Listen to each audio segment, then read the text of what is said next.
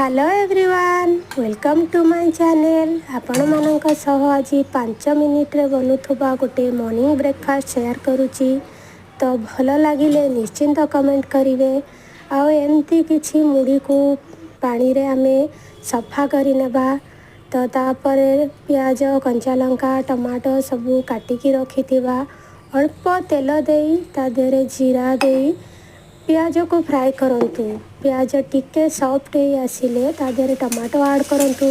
Tomato टिके soft हो आसीबो जेते बेले जस्ट 2 मिनिट परे आपण ता देरे हल्दी पाउडर चिली पाउडर आपण को पसंद अनुसार मैगी मसाला भी ऐड करि परिबे।